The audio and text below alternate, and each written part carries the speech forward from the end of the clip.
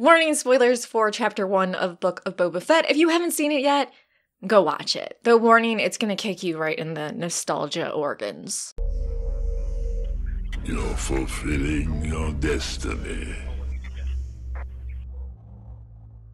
Okay, so right off the bat, first, I want to talk about my favorite Easter eggs in Chapter 1. Number 1, Max Rebo.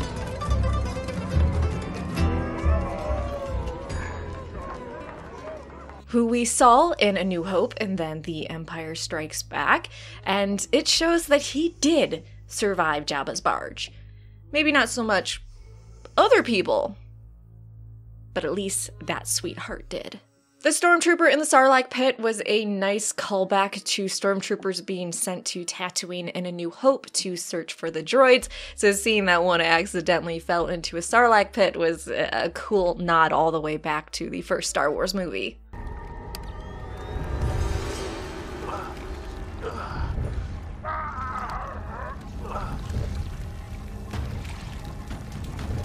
This droid may be familiar, 8D8, who is voiced by the very sexy Matt Berry. His voice and himself physically. And this droid used to torture other droids. R3X was first seen in Rebels, and now we officially have it in the Book of Boba Fett live action.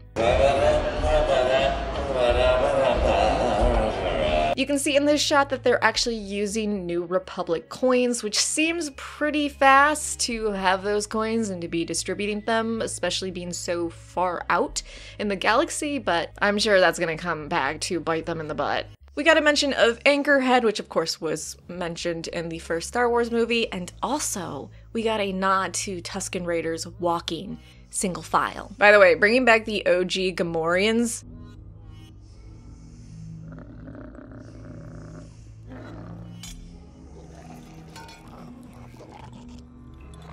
to this series, Disney, you're spoiling us. Stop it. To this series, Disney, you're spoiling us. Stop it. So we knew they were going to show how he escaped the Sarlacc pit. That seemed like something really obvious. We all really wanted to know, and we wanted some explanations for why he looks the way he did. And I did not expect them to just throw it out there right away.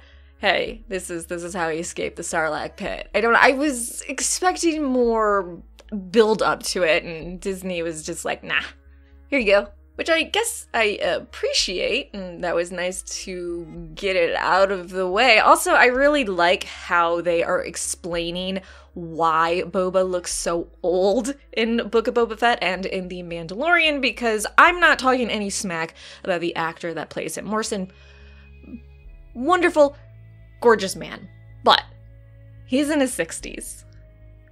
Boba would be in his early 40s. You can't convince me that this guy looks like he's in his 40s. No. So them explaining, oh, the digestive juices of the Sarlacc just really fucked him up and scarred him up and aged him makes sense. Now he has to go in the back to tank to heal himself, and I like it because we get to have flashbacks to after he got out of the Sarlacc pit, which I'm really enjoying the Sand People Tusken Raiders storyline, and I'm assuming we're going to see him get his stick, they're going to accept him, and it's just gonna be a whole thing. I would be interested, going back to the back to tank, if it is that maybe some of the Sarlacc's digestive juices are always going to be with him, so he has to keep repairing himself, or maybe it's just, it broke down his body so much he just has to keep going into the tank to heal and heal. Are we going to get the Sand People flashback storyline throughout this entire first season? I don't mind. I'm not like going, ooh, I hate it, but I'm just wondering if we're going to constantly see him going to heal and then flashback time. The creature that attacked Boba and baby Tusken Raider was very, very terrifying, and I kind of now want a whole bio on this thing so I can read it and give myself nightmares because it's just my favorite fucking thing to do. The monster also sort of reminded me of a B-movie monster. Like, it looked a little bit off. So I'm guessing what happens here is Boba ends up earning the respect of the Tusken Raiders. They are like, yeah, we're gonna teach you how to fight, and we're gonna give you your gaffi stick, and then everything's gonna be great. I feel like Boba Fett's skill level was definitely off this episode. I'm assuming there's a reason for it, but the bamf he was in The Mandalorian and what we were led to believe, I don't know. You know, it's kind of like when you fight a boss in a video game, or yeah, I'm gonna say video game, and he's super powerful and he just beats your ass down. But then once you get that character and maybe they're in your party or you can play them or whatever, they're weak as fuck. That's what it feels like here. So I don't know. Maybe they're gonna show us why exactly the skill level is different, or maybe it'll get better as the episodes get on. The Twi'leks, is it me or are they nailing them in this series? I know it's just one episode, but damn, did the Twi'leks look really good. I mean, a lot of the aliens looked really, really good, but especially the Twi'leks. And I am in love with the Major Domo. Dude is a sarcastic, sassy little bitch, and I'm living for it. If we could see him every single episode, I would be so happy. By the way, the Trandoshan that gave Boba a Wookiee pelt, really messed up. Really, really messed up. Especially when you consider the connection between the two species. It seems like we're going to get a lot of crime syndicate in this series, which we expected. I mean, he's taking over Jabba's place of power on Tatooine. I'm wondering what other crime organization is going to rise up. I hope Crimson Dawn, but I could stand to see more Kira.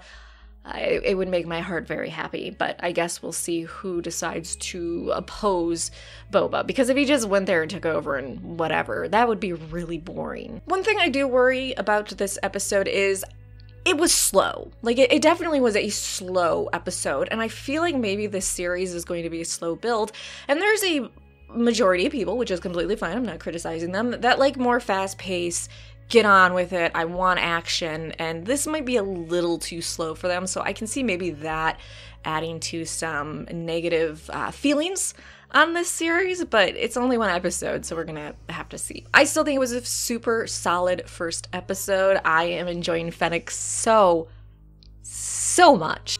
I love that Fennec is such a Banff enforcer that Boba has to remind her, alive. I need you to bring one alive. Because he knows she'll just go in there and just wreck everyone's day. So yeah, those are my thoughts on episode 1. You can let me know what you thought. Did you like it? Did you dislike it? Are there some parts you liked? Did you think it was slow? Did you think it was fast? Do you think it's the right pace? Let your brain thoughts out in the comment section down below. Just realized I didn't tilt the microphone up enough, and so you can see cleavage, which means incels are gonna come at me.